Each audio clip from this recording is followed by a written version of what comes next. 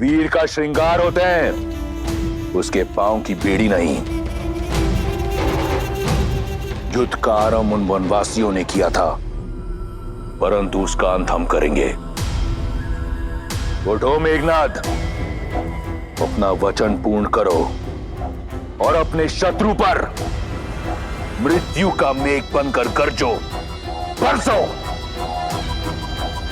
क्या एक पराई स्त्री की इच्छा अपने पुत्र के रक्त से बड़ी है आपके लिए लंकेश?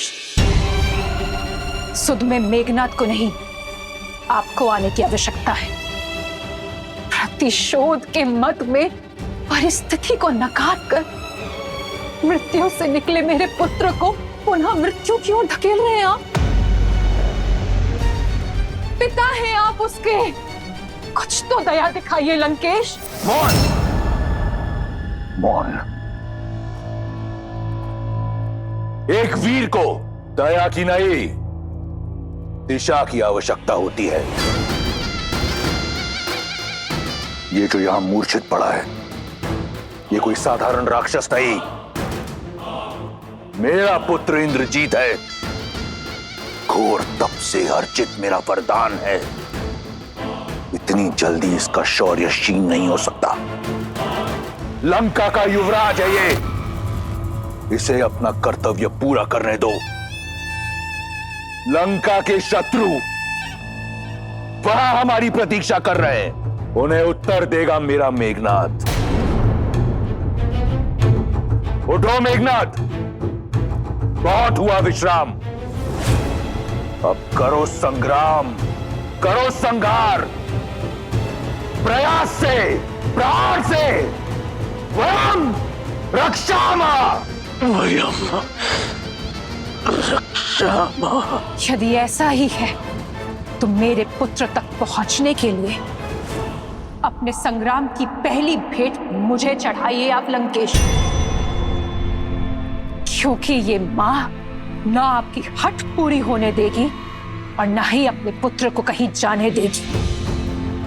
क्योंकि जो मेरे सामने है वो लंका का युवराज नहीं, मेरा पुत्र है, जिसे मैंने अपनी कोख में पाला है, अपने रक्त से पाला है लंकेश।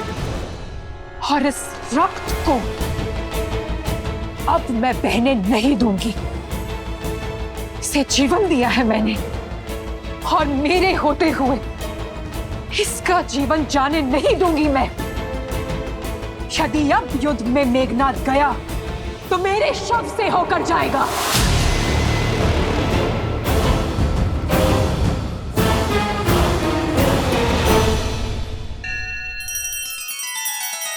श्री रामचंद्र कृपालु भजु मन हरण भव भय दारुणम।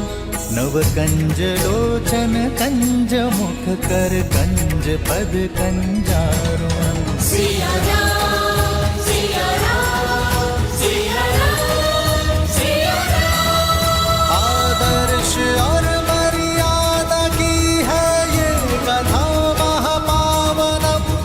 काट मद श्री से मिला ले श्रीमद् रामायणम, श्रीमद् रामायणम। सिया राम, सिया राम, सिया राम, सिया राम।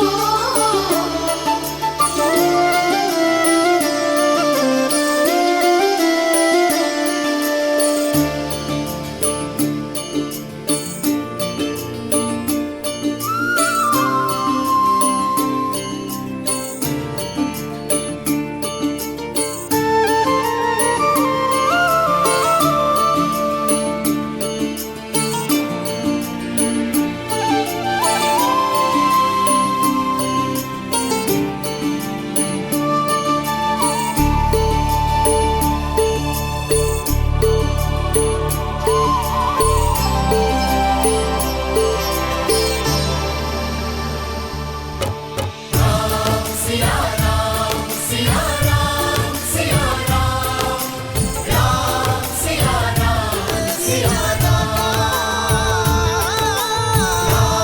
सिया सिया सिया सिया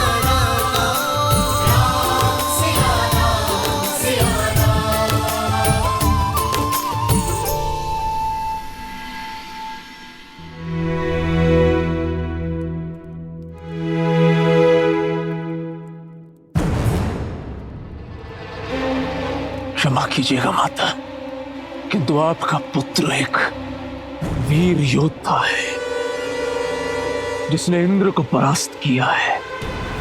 मैं एक तुच्छ वनवासी से पराजय स्वीकार नहीं कर सकता। वो वनवासी नहीं नारायण है मेघनाथ। मेरे नारायण केवल मेरे पिता है और मेरा लक्ष्य उनके सम्मान की रक्षा करना। मेघनाथ, तुम घायल हो पुत्र। और मेरे गांवों की औषधि उस वनवासी का रक्त है। मेघनाथ, मैं उसी से ठीक होऊंगा। वाह, वो वनवासी बिना किसी वैद, बिना किसी औषधि के रण में खड़ा है। यही आशा थी मुझे तुमसे कि तुम ये साहस दिखाओगे। अब समय आ गया है पिताश्री कि मैं आपकी वो आशा पूर्ण करूं। इस युद्ध पे सदा सदा के लिए विराम लगा दूं। आप केवल आज्ञा दीजिए। आज्ञा है मेघनाद, परंतु पहले ब्रह्मदेव के वरदान अनुसार वट वृक्ष की पूजा करो। उसके उपरांत माता निकुंबला देवी की गुफा में जाओ और अनुष्ठान करो। वो रथ पुनः पाओ जिसमें बैठकर तुम अजयी हो, अमर हो। और फिर जाओ उस वनवासी और उन मरकटों को उनकी उद्दंडता का दंड दो। स्मरण रहे पुत्र, हम राक्षस हैं। हमें हर वरदान घोर तप के पश्चात मिलता है। वहीं रुक जाओ मंदोदरी। ये बात एक पिता और पुत्र, एक राजा और युवराज के समक्ष है। इसमें हस्तक्षेप मत करो। अन्याय के विरुद्ध छिड़े इस युद्ध में राम की ढाल बने हैं आप। जब जब मेरे पग डगमगाए तब तब मेरा संबल बने हैं आप। हमने बहुत संयम साधे रखा, सदैव धर्म और मर्यादा का आंचल थामे रखा, किंतु शत्रु ने नियमों की अनदेखी की, सदैव अधर्म का मार्ग चुना। मेरे वानर वीरों, अब तक आप सब इस राम की ढाल रहे हैं, किंतु अब समय आ गया है कि मेरी ढाल मेरे शस्त्र बन जाए, मेरे संबल शत्रु का आधार हिला दे। असुरों ने हर असुरी शक्ति का प्रयोग किया, किंतु अब समय है मानव और वानर की एकता के शक्ति प्रदर्शन का। लंका की ये भिट्टियां हमें चुनौती दे रही हैं वानर वीरों। अब समय आ गया है लंका के अभिमान को भंग करने का, स्वर्ण लंका के मान को भस्म कर देने का, अभेद्य लंका को भेदने का। जिन्होंने इस संसार के हर घर को असुरक्षित कर छोड़ा है, उन मायावियों को उनके ही नगर, उनके ही घर में घुसकर समाप्त करने का।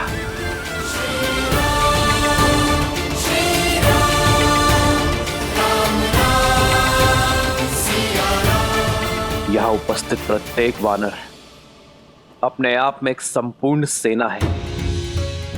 आवश्यकता है तो केवल अपने सामर्थ्य को समझने की, अपनी संपूर्ण शक्ति का प्रयोग कर अपने लक्ष्य को पाने की।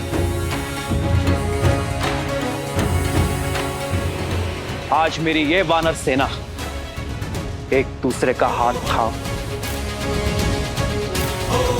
ऐसा प्रहार करेगी कि इनकी थाप से लंका की धरा कांप उठेगी, क्योंकि वार लंका की महल के दीवार के उस पार होगा।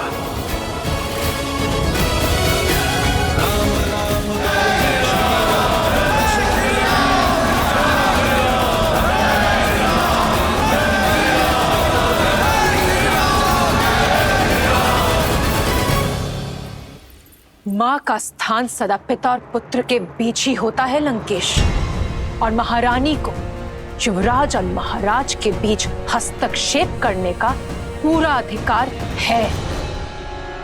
आप मेरी बात क्यों नहीं समझ रहे हैं लंकेश? जिनसे आप युद्ध कर रहे हैं वो स्वयं श्री विष्णु है, नारायण है लंकेश। तुम्हारे इस भय का केवल एक ही निवारण है, केवल एक, उस कथित विष्णु का वध। माता,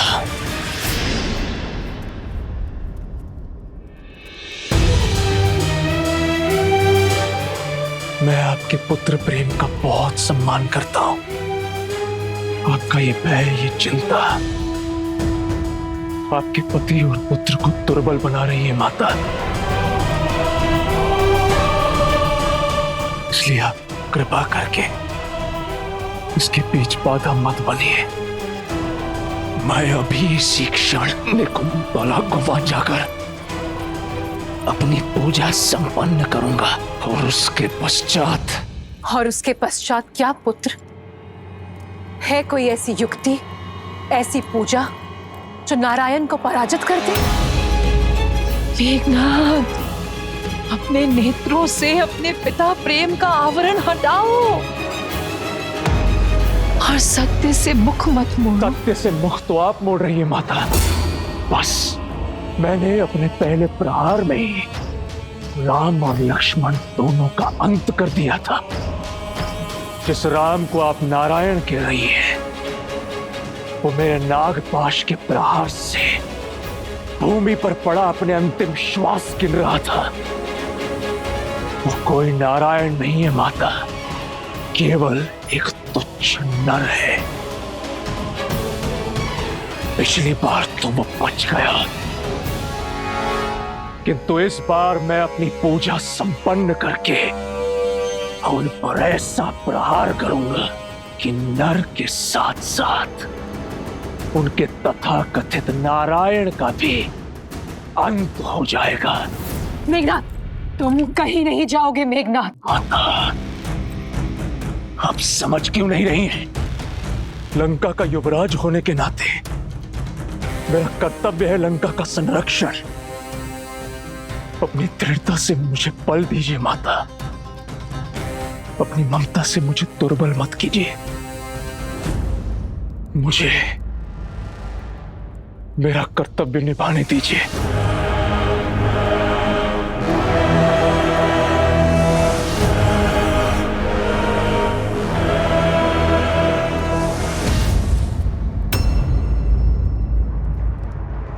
विजयी भव।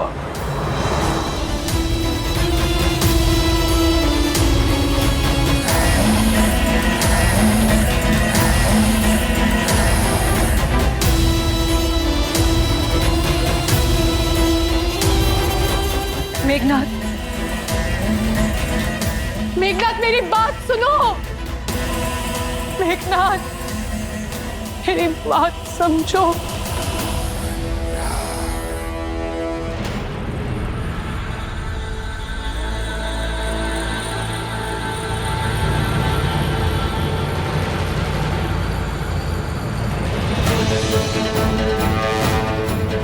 ये युद्ध है, महायुद्ध है, राम शांत रावण क्रुद्ध है। ये युद्ध है, महायुद्ध है, राम शांत रावण क्रुद्ध है, क्रुद्ध है, क्रुद्ध है।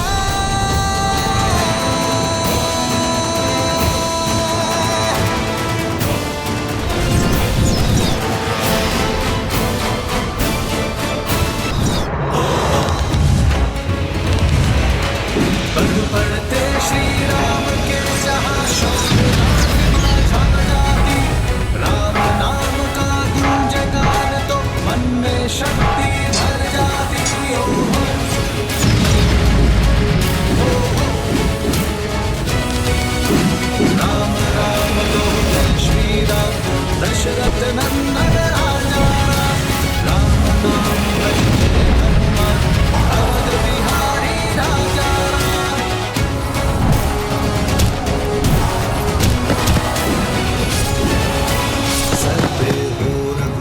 का हाथ तो हर दुविधा आसान होगी।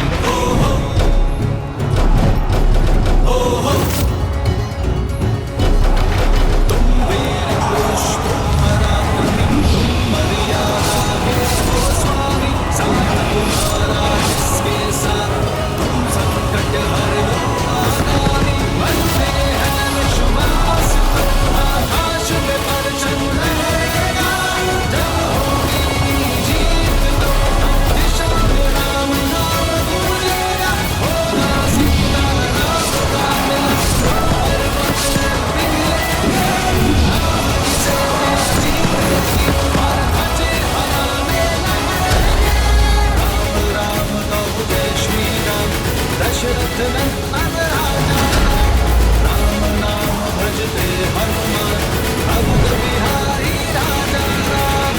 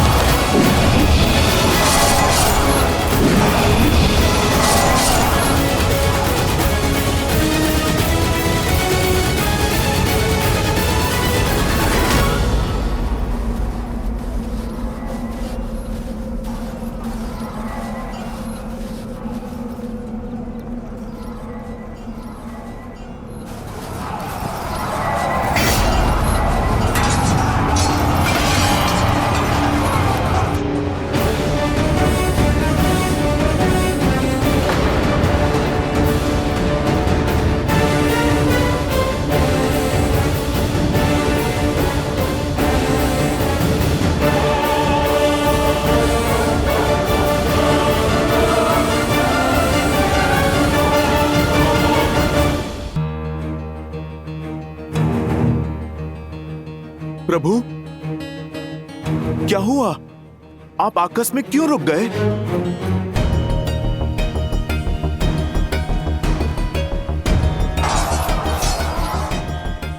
चलिए भैया।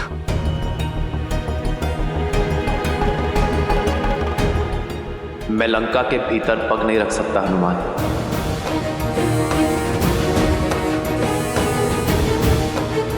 मैं लंका के इस द्वार की मर्यादा भंग कर सकता हूं, परंतु मेरी मर्यादा नहीं।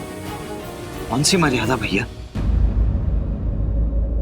इस रावण ने कौन सी मर्यादा पाली है जो आप मर्यादा के विषय में सोच रहे हैं?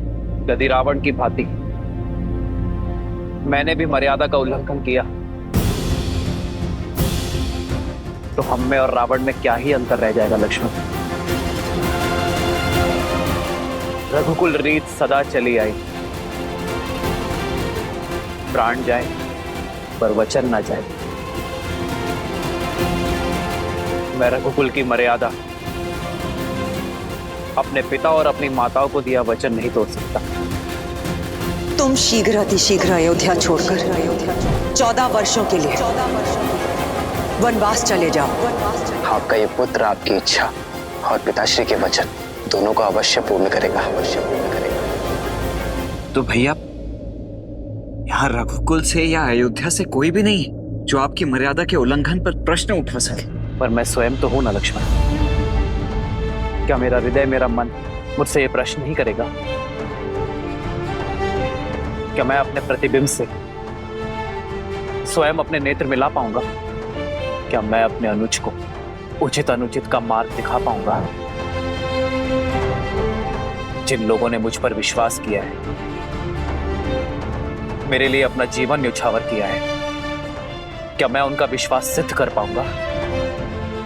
मैं एक वनवासी हूं लक्ष्मण, अपने राज्य से निष्कासित।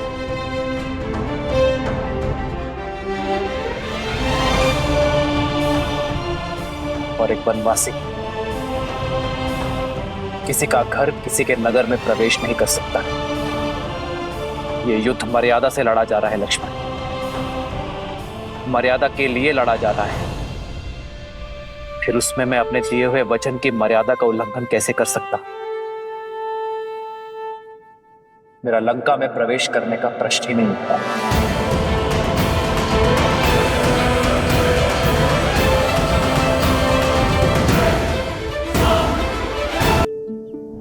मैं एक वनवासी हूं लक्ष्मण, अपने राज्य से निष्कासित, और एक वनवासी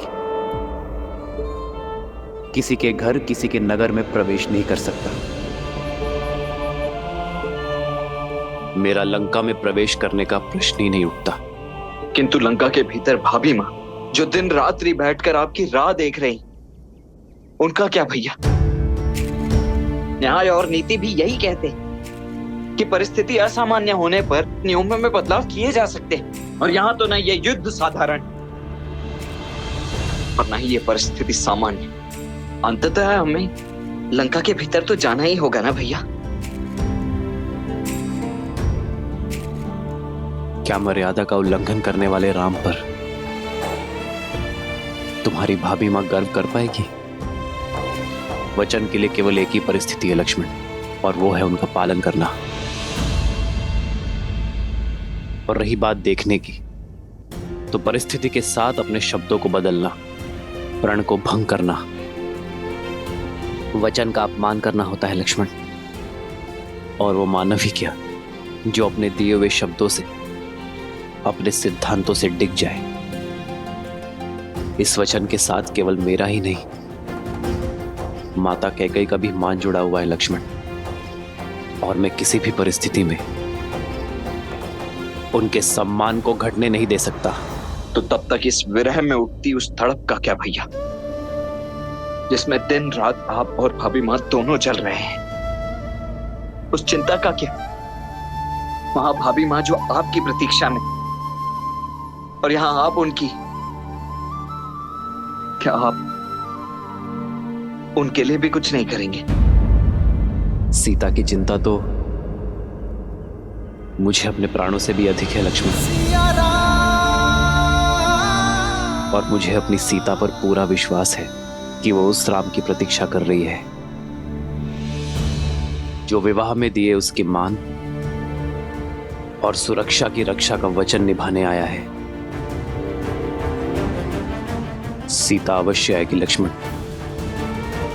जिस राज्य के राजा ने मेरी सीता को अपमानित कर बलपूर्वक उसे अपना बंदी बनाया है, और अब ये युद्ध तब भी पूर्ण होगा जब उसी राज्य का राजा सम्मान सहित मेरी सीता को मुझे लौटाएगा। तब तक मैं यहां हर क्षण उसकी प्रतीक्षा करता रहूंगा।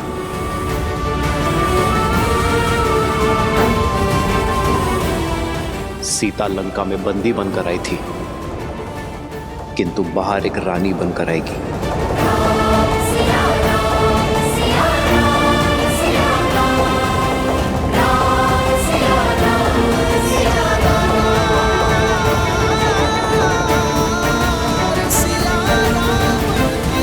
अद्भुत है श्री राम का वचन पालन, उनकी मर्यादा और न्याय के प्रति उनकी सोच। किंतु महादेव, यदि श्री राम लंका के भीतर नहीं जाएंगे तो सीता को मुक्त कराकर कैसे ला पाएंगे? अमावस्या के पूर्व अयोध्या कैसे लौट पाएंगे? और भरत के प्राण कैसे बचा पाएंगे? इतने कठिन समय पर भी वो अपने वचन पर अडिग क्यों हैं? मर्यादा का आंचल थामे क्यों खड़े हैं श्री राम?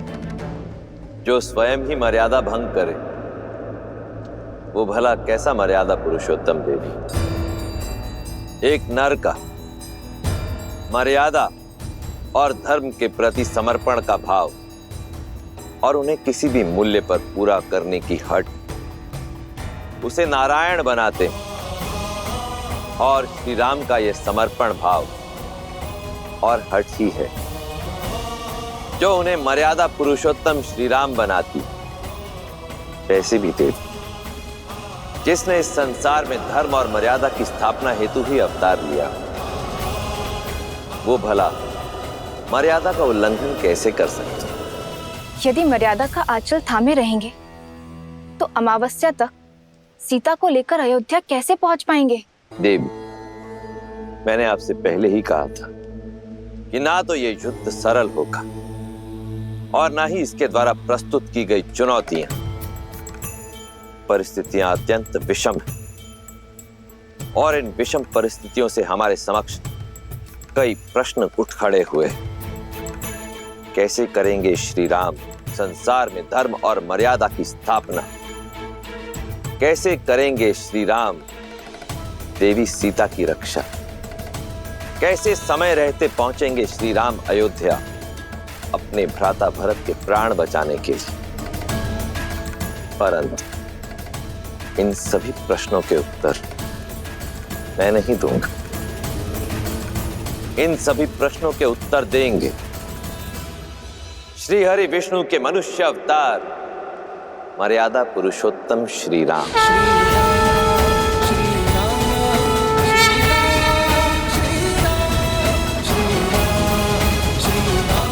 हनुमान में लंका की सीमा में प्रवेश नहीं कर सकता, किंतु सीता के प्रति मेरा विश्वास हर सीमा लांघेगा। सीता को ज्ञात होना चाहिए हनुमान कि अमावस्या से पूर्व मैं उसे लेकर अयोध्या लौटूंगा। मेरी हर श्वास उससे मिलन की प्रतीक्षा कर रही है। प्रभु, माता तक आपका संदेश अवश्य पहुंचेगा। किंतु कैसे प्रभु? एक बार लंका को स्वाहा कर चुके हनुमान को कौन रोक रहा है? जाओ हनुमान और भस्म कर दो अन्याय और पाप की सत्ता को, और प्रज्वलित करो न्याय और भक्ति की अग्नि को। मूलतो ब्रह्म रूपाय मध्यतो शक्ति रूपिणे अग्रतो शिव रूपाय वृक्षराजाय ते नमः। मूलतो ब्रह्म रूपाय मध्यतो शक्ति रूपिणे अग्रतो शिव रूपाय वृक्षराजाय ते नमः।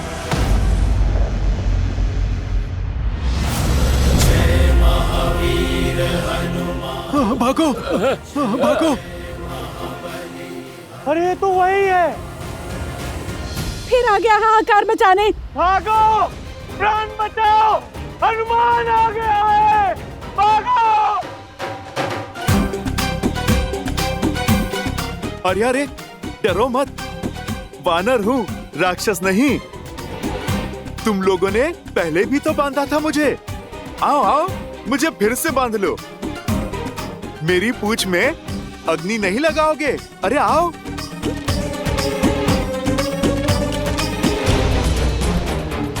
आओ आओ आओ ना, लगाओ अग्नि। ये तो वही है जिसने मेरे भाई निकुंभ की। नहीं, इससे बैर लेना उचित नहीं है। अरे ये तो कतई ठीक नहीं है। मैं पिछली बार आया था तब तो तुम लोगों ने मेरा बड़ा ही राजसी स्वागत किया था। कुछ नहीं करोगे?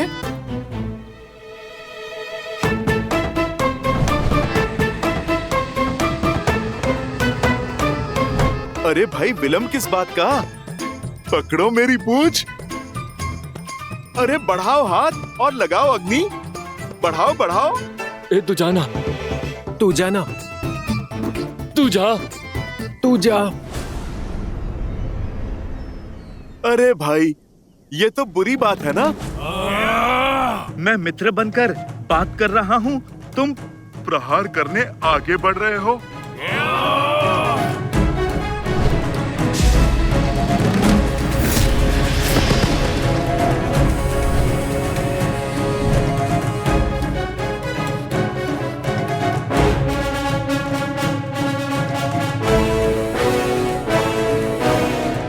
आ गए मेरे शिष्यों? जी हनुमान काका।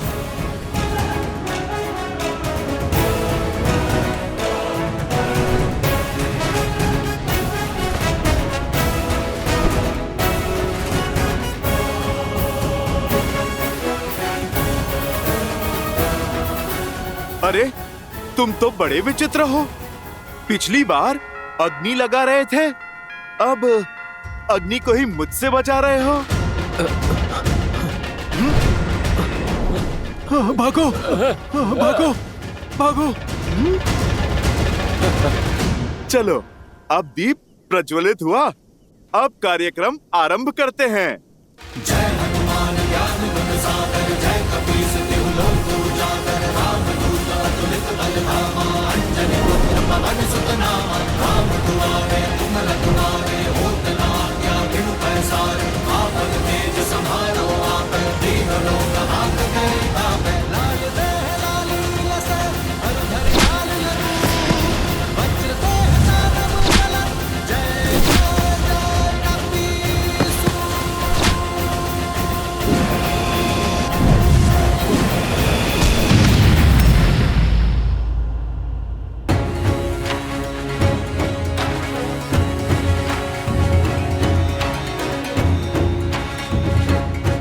मैं लंका में प्रवेश नहीं कर सकता,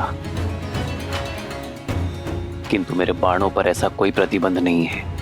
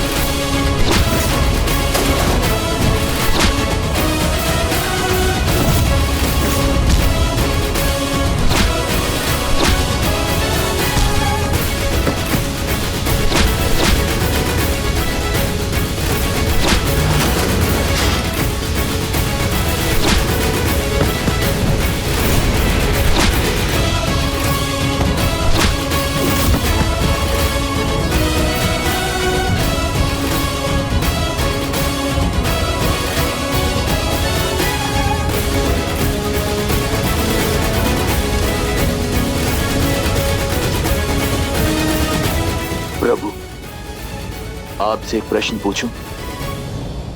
मुझे आप पर पूर्ण विश्वास है, किंतु एक बार लंका जल चुकी है, पुनः जलाने से क्या लाभ होगा? मेरा अर्थ है, इस निर्णय के पीछे अवश्य ही कोई गहरा कारण होगा, कोई युक्ति होगी। मैं आपकी जिज्ञासा शांत तो कर दूंगा विभीषण, किंतु मेरे निर्णय का कारण आपके दुख का कारण हो सकता है। क्या आप अब भी जानना चाहते हैं? क्या कहा तुमने? एक बार फिर? ये मरकट हर सीमा लांघ रहे हैं।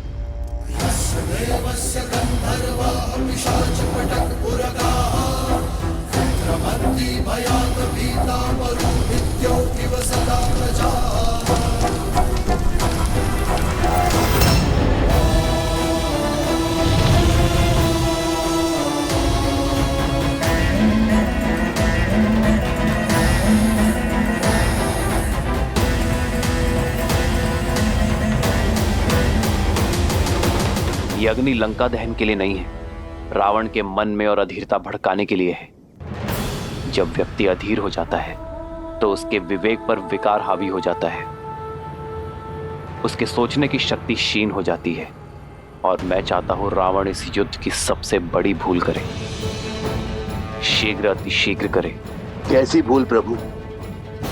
मैं कुछ समझा नहीं। कुंभकर्ण, आप ही ने सूचना दी थी ना? रावण के पास ब्रह्मास्त्र से भी बड़ा अस्त्र है। कुंभकर्ण जो अभी निद्रा में है, यदि वो 2 दिन तक और सोता रहा, अपनी निद्रा पूर्ण कर ली, तो उसे मिले वरदान के अनुसार वो अगले 6 माह तक अजय और अमर होगा। उसे युद्ध में पराजय करना असंभव होगा विभीषण। हमारे पास इतना समय नहीं है विभीषण। रावण को इस बात का ज्ञात है, इसीलिए वो 2 दिन बीतने की प्रतीक्षा कर रहा है, हमें व्यस्त करने का प्रयास कर रहा है, किंतु मैं ये होने नहीं दूंगा। मेरी ये युक्ति रावण के धैर्य का बांध तोड़ उसे अधीर बनाकर कुंभकर्ण को जगाने के लिए विवश कर देगी। विभीषण, मैं जानता हूं आपके भाई के लिए आपका हृदय विचलित है, किंतु यह संहार आवश्यक है धर्म की स्थापना के लिए। लंका के द्वार से राम, लक्ष्मण और उनकी सेना आक्रमण कर रही है। लंका के भीतर ये वानर उत्पात मचा रहे हैं। हमारी सेना दोहरे आक्रमण के लिए सज्ज नहीं।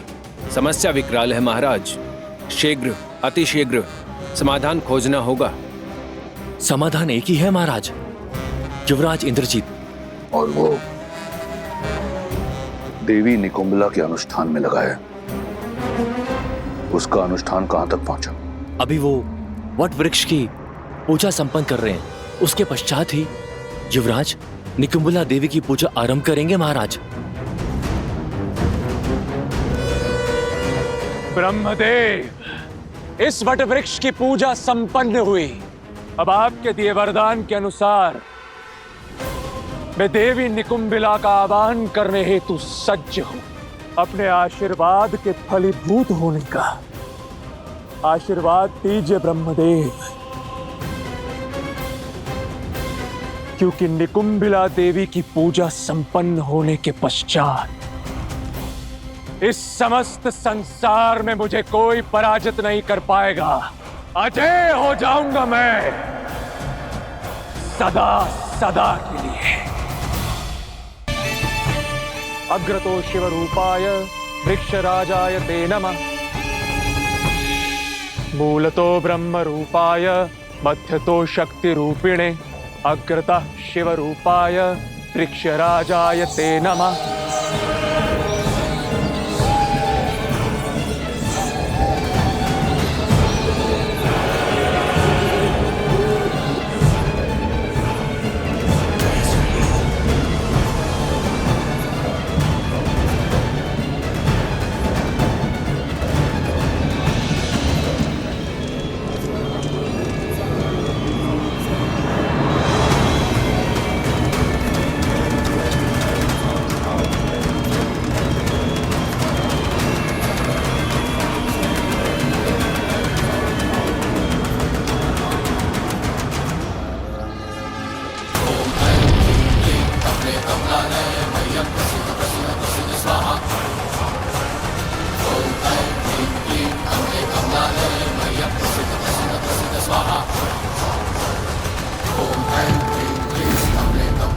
हे देवी निकुंबिला,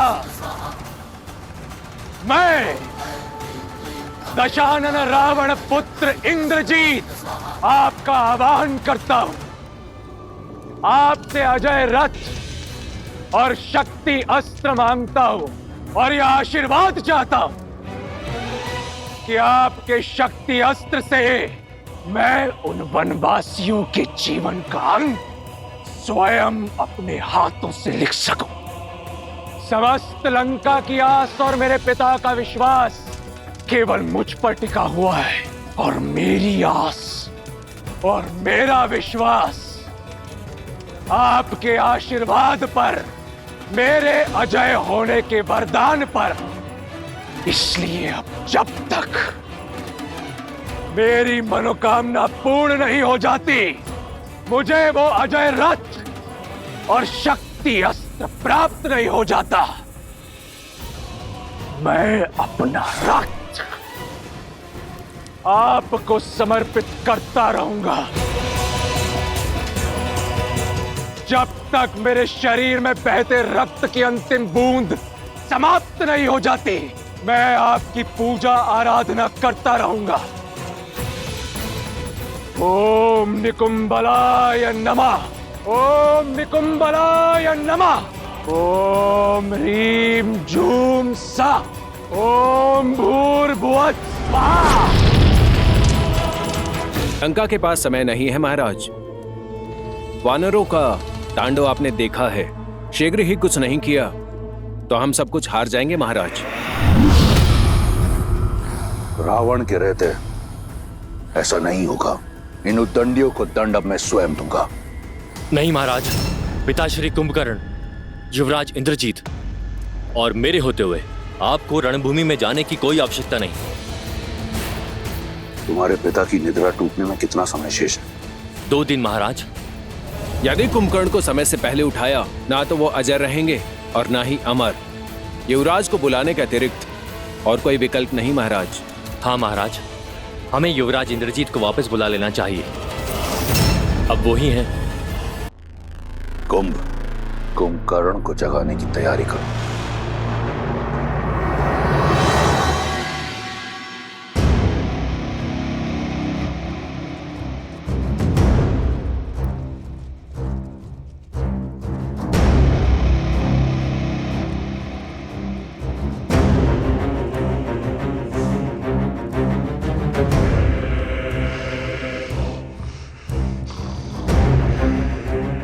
चिंता मत करो, उस वनवासी की हार निश्चित है। नर है वो, नारायण नहीं। और लंकेश ने उचित ही कहा है, 6 माह में जगे या 6 दिन में। मेरे पिताश्री अजय हैं, अमर हैं, उन्हें जगाने में ही लंका का हित है। खोल दो द्वार।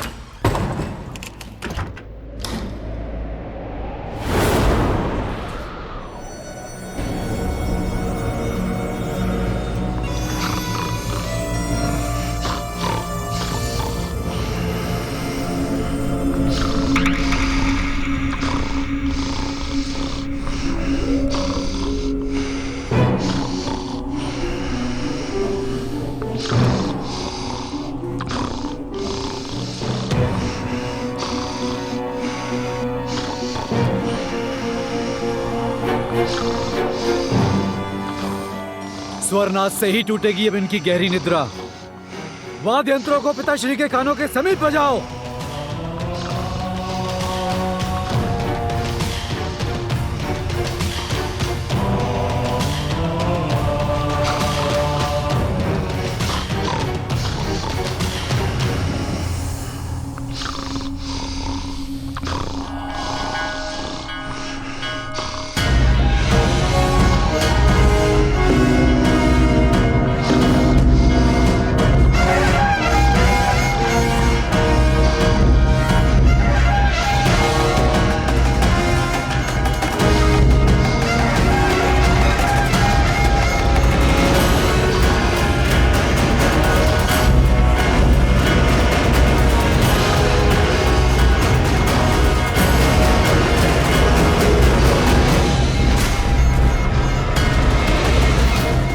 स्वर में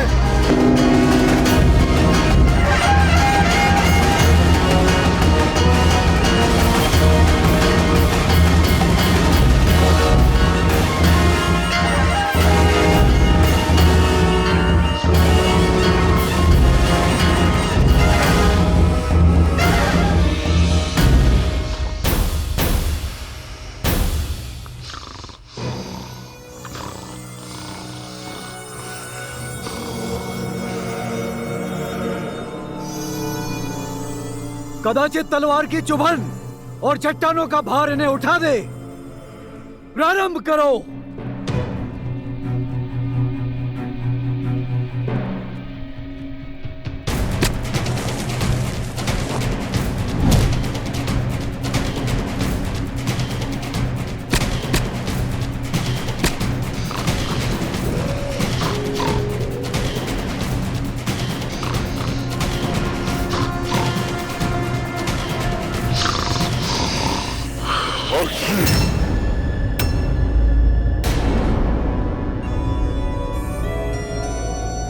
ठंडा जल डालो पिताश्री के मुख पर।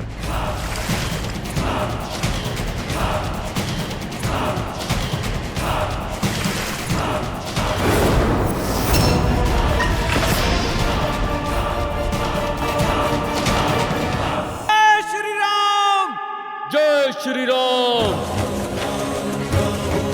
जय श्री राम, राम कहो जय श्री राम। दशरथ नंदन राजा राम, राम नाम भजते हनुमान। अवध बिहारी राजा राम। हनुमान काका, अब अगला लक्ष्य क्या है? वहां विस्फोटक सामग्री है जिसका उपयोग निश्चित रूप से हमारे विरुद्ध ही किया जाएगा। चलो रावण को उसके ही सजाए व्यंजन का स्वाद चखाते हैं। लंका में हमने प्रवेश किया है, प्रकाश उत्सव तो बनता है।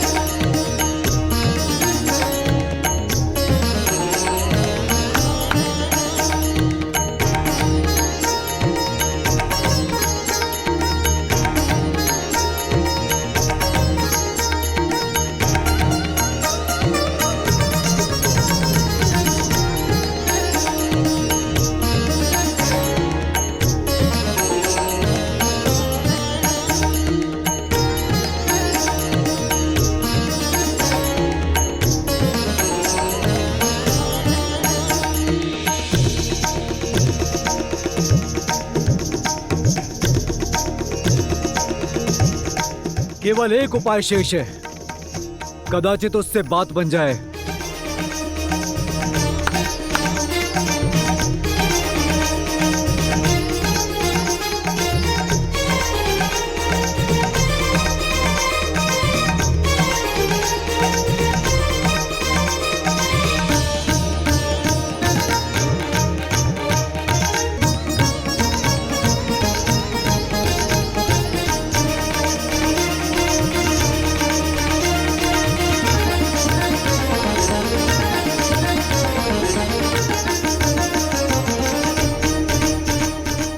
उन पर भोजन की सुगंध का प्रभाव हो रहा है।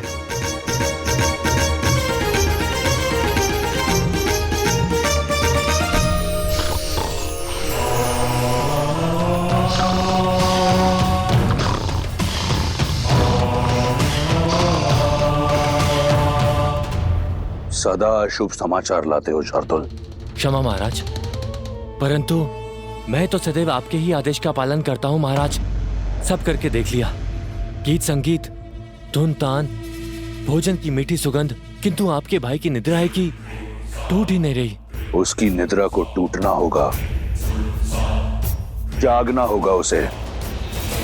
लंका भारी संकट में है। मुझे मेरे कुंभकर्ण की आवश्यकता है।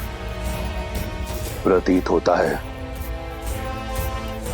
कि इसी दिन के लिए मैंने अपने महाकाय भाई को ब्रह्मा से वरदान दिलवाया था।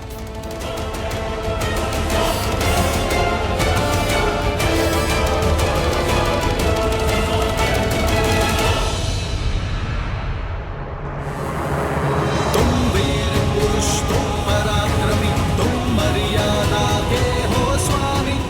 नील, तुम संकट हर लो आगामी। मन में है विश्वास तो आकाश में परचम लहरेगा।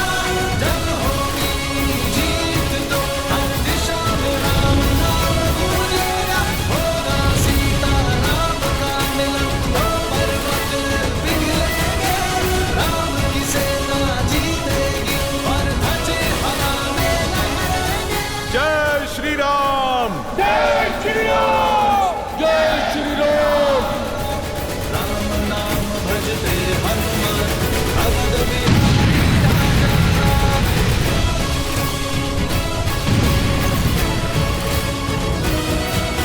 जाओ अपने घर परिवार को बचाओ। वो वानर लौट आया है, वो हाहाकार मचाने हैं।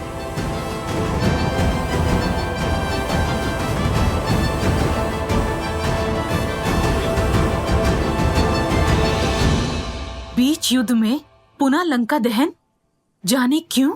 मेरे श्री राम युद्ध केवल रणभूमि में ही नहीं,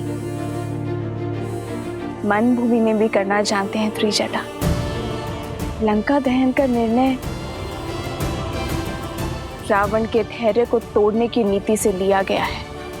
ऐसा समझो लंकेश के अंत का आरंभ हो चुका है त्रिजटा।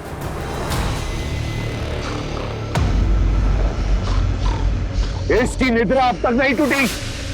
हर युक्ति लगाकर देख ली महाराज, परंतु पिताश्री हैं कि उठ ही नहीं रहे।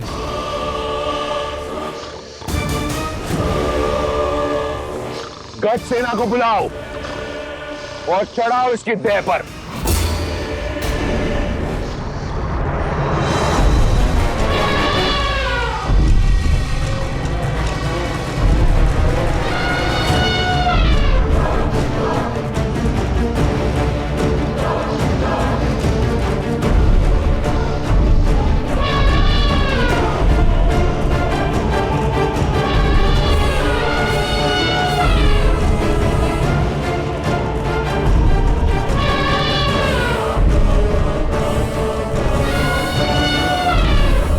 हटाओ इन्हें।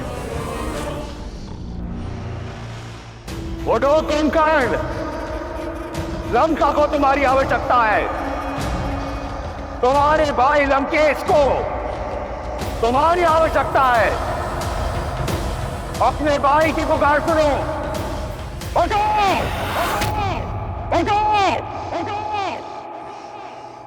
मैंने कहा, उठो, उठो, उठो।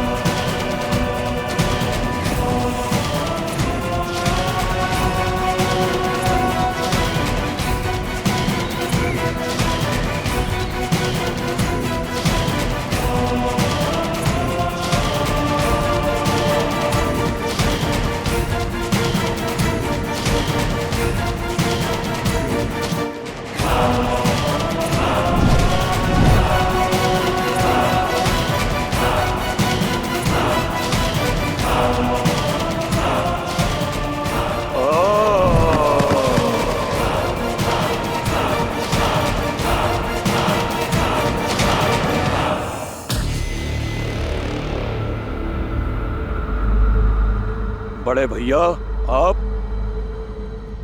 प्रणाम।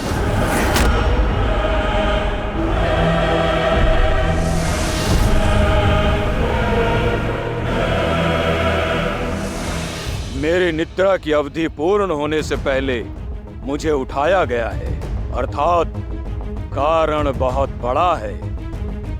क्या लंका पर कोई भारी संकट आ पड़ा है भैया? तुम्हारा संदेह उचित है। लंका की एक ही पुकार है, त्राहिमाम। और इस पुकार का कारण बनने का दुस्साहस किसने किया?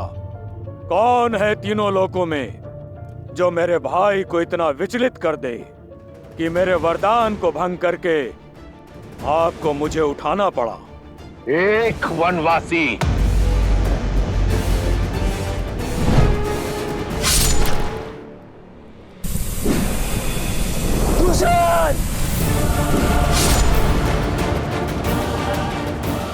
मुझे प्रतीकार, उस राम का सर्वनाश चाहिए मुझे भैया।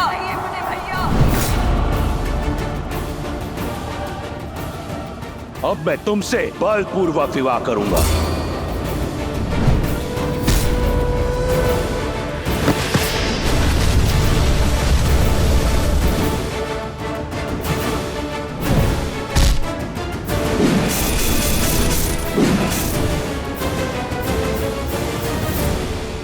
लंका एक बार फिर चल रही है। लंका और उसकी सेना भारी संकट में ग्रस्त है। इस संकट से तुम हमें बचा सकते हो। मैं चाहता हूं कि तुम युद्ध भूमि में उस वनवासी और उसकी मरकटों की सेना पर काल बम कर बरसो।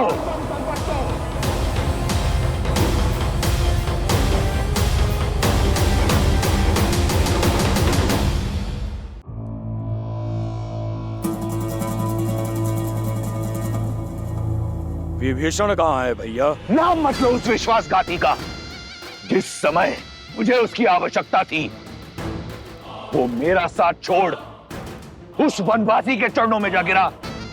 कायरता और विश्वासघात की पराकाष्ठा है वो। तुम तो जानते हो, मुझे उस दुर्बल से कभी कोई आशा नहीं थी। और तुम प्रेम और विश्वास दोनों के आधार हो। सदैव मेरे साथ एक अडिग पर्वत के समान खड़े रहे हो। हर युद्ध में, हर स्थिति में सर्वदा मेरे साथ। और वो विभीषण उस वनवासी के गुण गाता है। जानते हो उसने क्या किया? लंका का हर भेद उस वनवासी के समक्ष खोल रहा है। लंका का भेदी है वो कायर। मैं आपकी बात को झूठ नहीं मान सकता भैया, किंतु ये सत्य भी नहीं नकार सकता कि विभीषण कायर तो नहीं, साहसी है। क्योंकि साहस धर्म का साथ देने में है। वो अपने धर्म के चलते ही इस पाले से उस ओर गए हैं। और मेरी दृष्टि में भी धर्म श्री राम के साथ है। सावधान कुंभकर्ण, अमर नहीं हो तुम। यदि मेरे शत्रु को श्री कहकर पुकारा तो मैं यही स्वयं तुम्हारे प्राण हर लूंगा। मैं यहां आया था यह सोचकर कि अगर एक भाई विश्वासघाती निकला तो क्या हुआ? मेरा कुंभकर्ण भी है मेरा साथ देने के लिए। परंतु देखो, तुम भी अपने भाई का साथ छोड़ उस राम के रंग में रंग गए। भैया, मैं तो सदा आपके साथ ही था और हूं, पर सत्य से मुंह नहीं छिपा सकता। क्या पर्याप्त लहू नहीं बह गया? शूर्पनखा का मान भंग हुआ, उसके पुत्र का वध हुआ।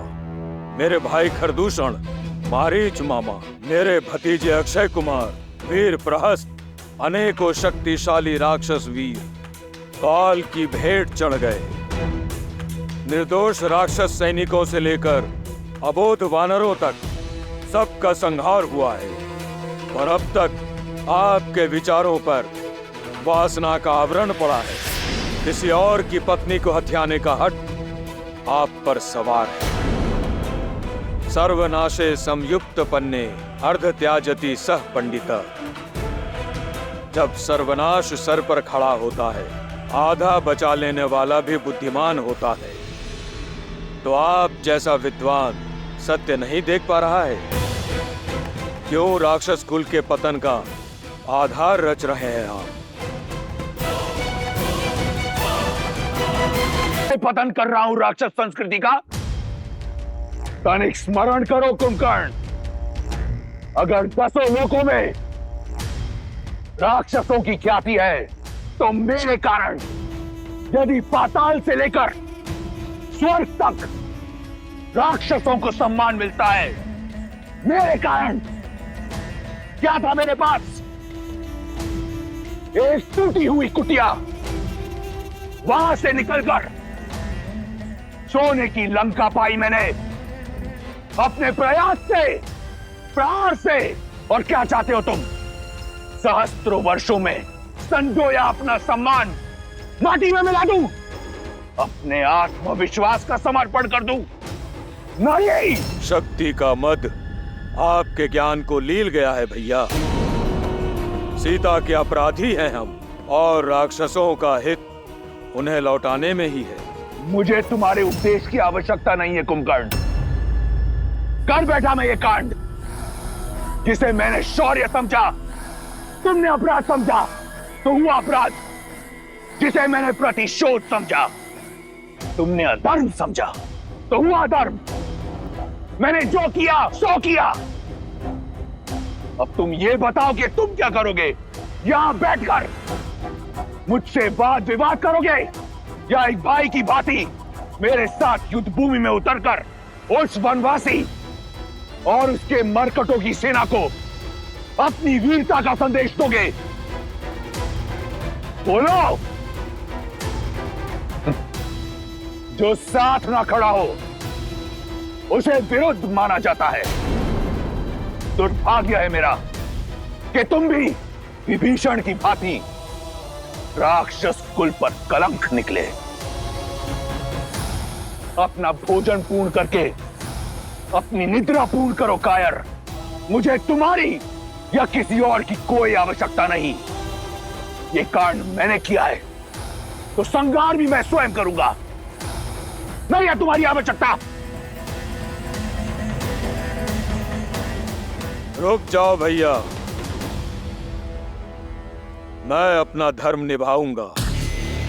ना मैं नारायण को जानता हूं, न किसी नीति को समझता हूं। आप ही मेरे ईश्वर हैं और आप ही धर्म। आपके लिए जिया हूं और आपके लिए ही मरूंगा। वरदान आपके लिए ही मांगा था और आप पर ही निछावर करूंगा।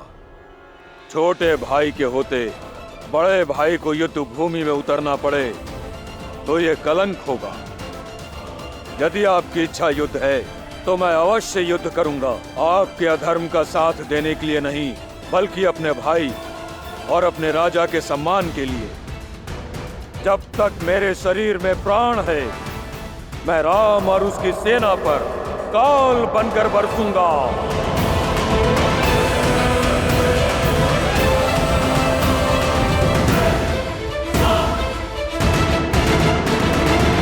एक भाई होने के नाते आपको समझाना मेरा धर्म था और मेरा कर्तव्य आपके संकट का निवारण करना है। मेरे कटु शब्दों को क्षमा करना बड़े भैया। ये समय बातों का नहीं, बाणों का है। मुझे विजयी होने का आशीर्वाद नहीं देंगे भैया? सहस्त्र वर्ष बीत गए, परंतु तुम अपने भाई को न जान पाए। मैं वो रावण हूं जिसके मन में अपने विश्वासघाती भाई विभीषण के लिए भी आयुष्मान भव का आशीर्वाद है। और तुम एक बार निर्णय कर लो तो इस संसार में कौन तुम्हें रोक सकता है? जाओ और काल बनकर बरसो और जीत की हुंकार के साथ लौटना। भैया, आप केवल शुभ समाचार की प्रतीक्षा कीजिए। मैं आपका और लंका का मान झुकने नहीं दूंगा। आज इस युद्ध और उस वनवासी का अंत निश्चित है। ये कुंभकर्ण का वचन है भैया। मेरे रक्त का एक एक बूंद आपके लिए लड़ेगा। मेरा एक एक अंग अपने लंकेश को विजय दिलाने के लिए लड़ेगा। विजय भवा, विजय भवा।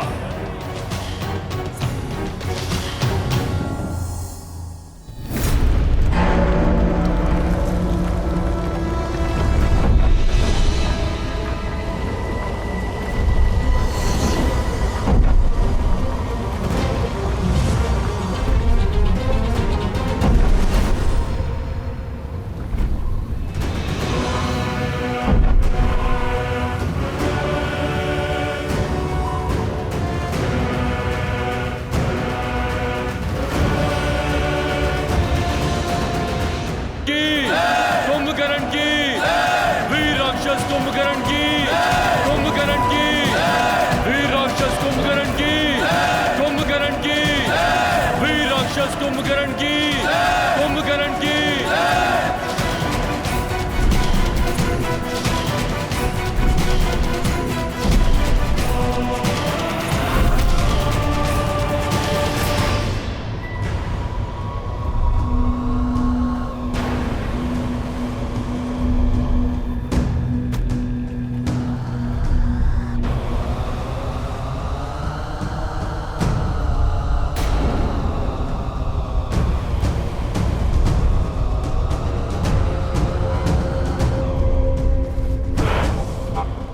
ये भूमि क्यों कांप रही है? जैसे कोई भूकंप धरा पर फैलने को आतुर है। अर्थात ये नाद पदचाप है। लगता है दशानन ने 6 माह की निद्रा पूरी होने से पहले ही कुंभकर्ण को उठा दिया। रावण ने अधीर होकर स्वयं अपने विनाश को ललकारा है। अब कुंभकर्ण ना अजय है ना अमर। आपकी योजना सफल हुई प्रभु, किंतु क्षमा प्रभु, वरदान का कवच ना होने के पश्चात भी कुंभकर्ण बहुत बड़ा संकट है। आज बल में उसका कोई सानी नहीं। यदि वो चाहे तो एक ही दिन में हमारी संपूर्ण सेना और इस युद्ध को समाप्त कर सकता है।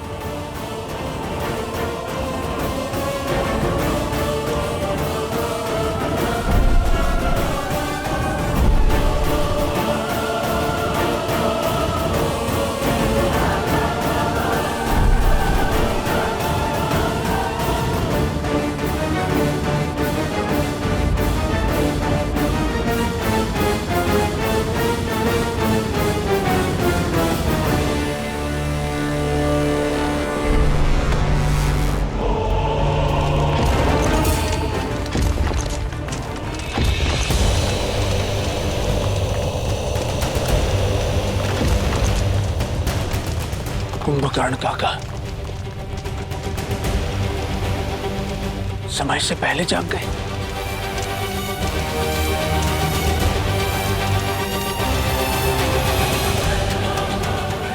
अनंत शक्ति के स्वामी साक्षात कुंभकर्ण उतर रहे हैं युद्ध भूमि में। अब युद्ध भूमि से कुछ आएगा तो वानरों की चित्कार और तुम्हारे राम की अंत की सूचना।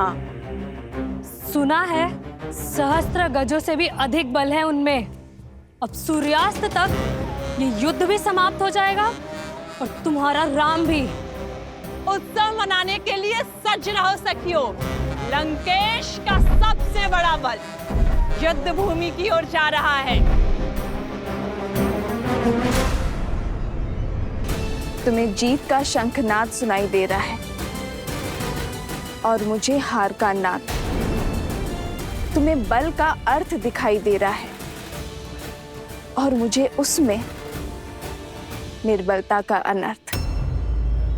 तुम्हें रावण का ताप दिखाई दे रहा है और मुझे श्री राम का तेज। सत्य कहा तुमने। रावण का बल युद्ध भूमि में जा रहा है और अब कभी लौटेगा नहीं।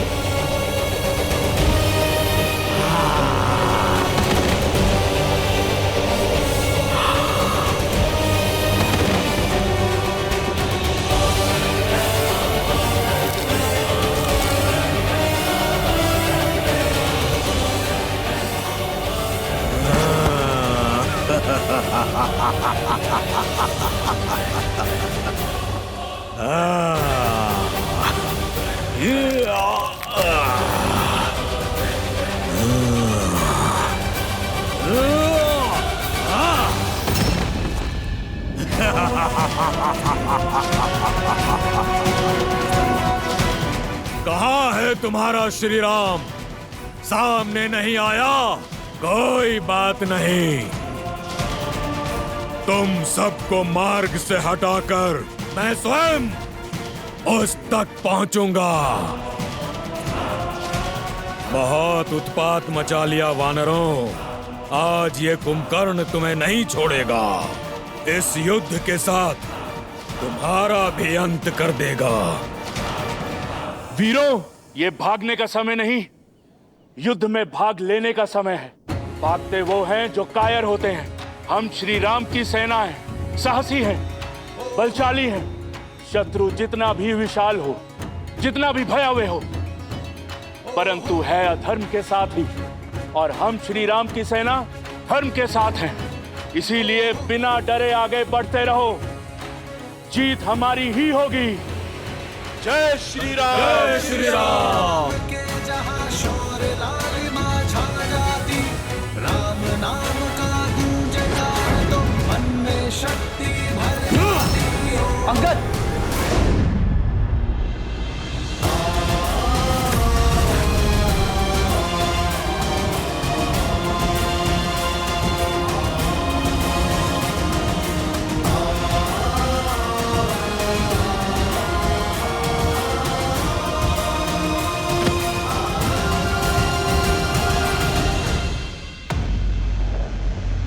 ये जब से आया है हाहाकार मचा रखा है। हम किस क्षण की प्रतीक्षा कर रहे हैं भैया?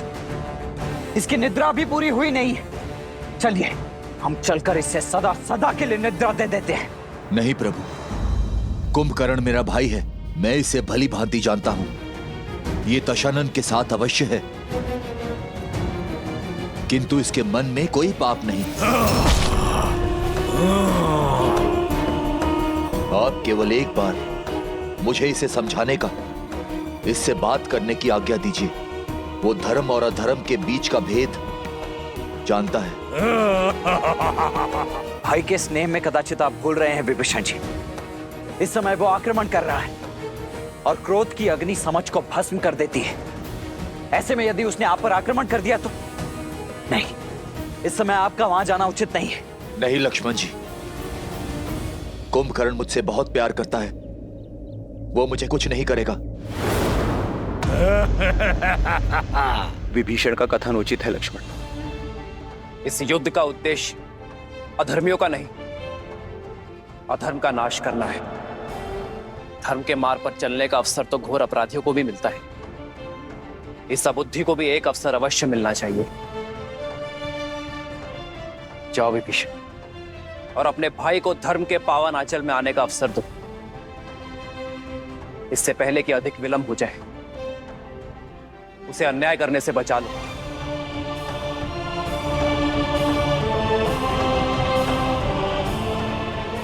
किंतु भैया ये लक्ष्मण,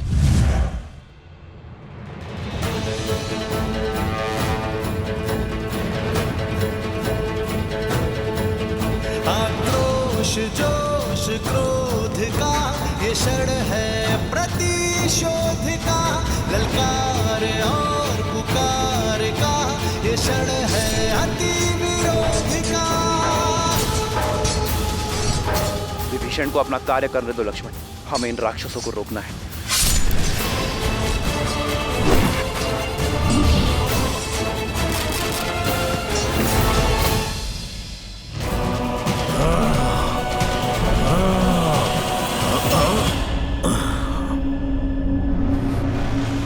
कुंभकर्ण भैया,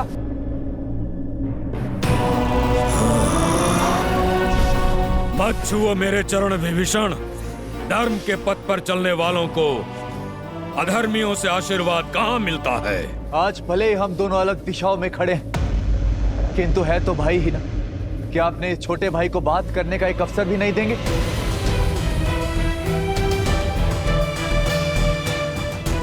भैया,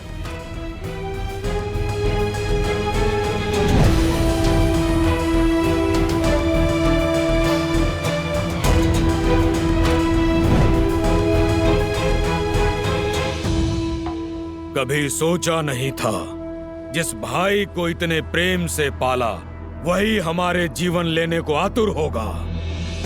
युद्ध भूमि में शत्रुओं से जा मिलेगा, विश्वासघाती बन जाएगा।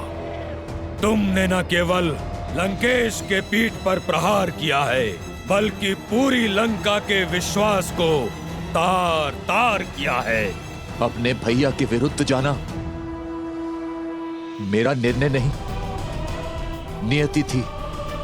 मैं तो केवल वही प्रयास कर रहा था जिसके लिए वचनबद्ध था, जिसका आशीर्वाद मैंने ब्रह्मदेव से लिया था। दशानन भैया ने मेरा तिरस्कार किया तो शीश रावण के विरुद्ध खड़ा होगा, उसे राजद्रोही माना जाएगा, उसे मृत्यु का पात्र माना जाएगा। कितनी ही बार दशानन भैया को समझाने का प्रयास किया कि माता सीता को प्रभु श्री राम को सौंप दे और बचा ले इस राक्षस कुल को, किंतु किसी ने मेरी नहीं सुनी। जब लंका से त्याग दिया गया तो प्रभु श्री राम की धर्म की शरण में आना पड़ा। अद्भुत! धर्म के आवरण पर एक भाई का धर्म छिपा रहे हो विभीषण। लंका से निकाल फेंके तो मेरे समीप आते, माता केकसी के पास जाते, या यही बैरागी बन जाते। पर उस वनवासी के पास जाना तो अनिवार्य नहीं था भैया, किंतु इतने वर्ष भैया के साथ उनके साहस का लाभ उठाकर अब साथ छोड़ दिया। यदि भैया ने अधर्म किया है तो उस समय ही उनका साथ क्यों नहीं छोड़ा? जब भैया ने लंका हथियाई थी, कुबेर को निष्कासित किया था, जब तुम चट्टान पर से गिरने वाले थे, भैया छोड़ सकते थे तुम्हारा हाथ, पर नहीं छोड़ा, क्योंकि विष्णु भक्ति सही, परंतु तुम उनके भाई थे। वाद विवाद, धर्म अधर्म की बात बाद में, सर्वप्रथम भाई का धर्म निभाना चाहिए था तुम्हें। भैया को नारायण तक ले जाने का संकल्प करने वाले जब अवसर सिद्ध हुआ तो एक नर का हाथ पकड़कर उसे अपना नारायण मान लिए, उसके चरणों में जा छिपे, इसलिए कि उसने तुम्हें लंका का नया राजा लंकेश बना देने का लालच दिया।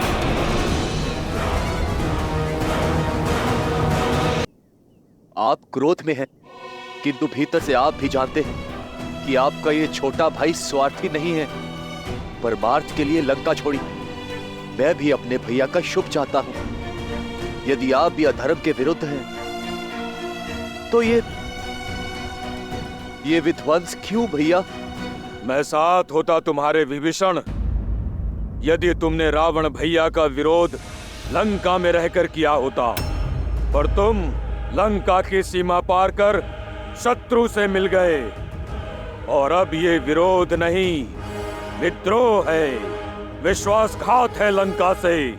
और मैं जो कर रहा हूँ वो विध्वंस नहीं, सुरक्षा है, निष्ठा है मेरी अपनी लंका और लंकेश के प्रति। भैया, मेरी बात को समझने का प्रयास कीजिए।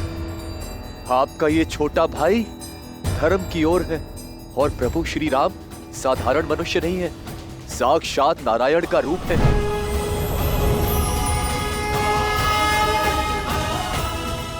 और माता सीता देवी लक्ष्मी का रूप। होंगे वो तुम्हारे भगवान, किंतु मेरे भगवान केवल मेरे रावण भैया हैं। कोई अस्तित्व नहीं था हमारा लंकेश के बिना।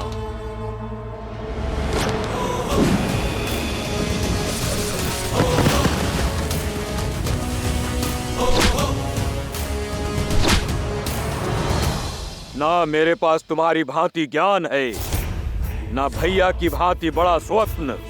मैं केवल इतना जानता हूं कि मेरा पूरा जीवन दशानन का ऋणी है। मेरा जीवन उनका है और श्वास भी, और मैं अंतिम श्वास तक लंकेश की ढाल कवच बन के रहूंगा। मेरे भाई के लिए मेरा अंग अंग लड़ेगा, तुमसे भी और तुम्हारे उस वनवासी नर से भी जिसे तुम सिंहासन के लालच में नारायण समझ बैठे हो। नहीं भैया, मुझे राजपाट, पद प्रतिष्ठा किसी का लोभ नहीं। चाहे तो ये मुकुट क्या, मेरा जीवन ले लीजिए भैया, किंतु अधर्म का साथ छोड़ धर्म की ओर आ जाइए भैया। इससे दशानंद भैया को भी अपनी भूल का आभास हो जाएगा और वो भी प्रभु श्री राम के शरणागत हो जाएंगे। तीनों लोगों के स्वामी को एक तुच्छ नर के आगे झुकाना चाहते हो तुम? एक भाई तो दूसरे भाई का अभेद कवच होता है, किंतु तुम वो बाण हो जिसने अपने ही भाई के हृदय को भेद दिया। भेदी हो तुम। संसार तुम्हें सदा विश्वासघाती के रूप में स्मरण रखेगा। रावण का भेदी कहेगा, घर का भेदी कहेगा।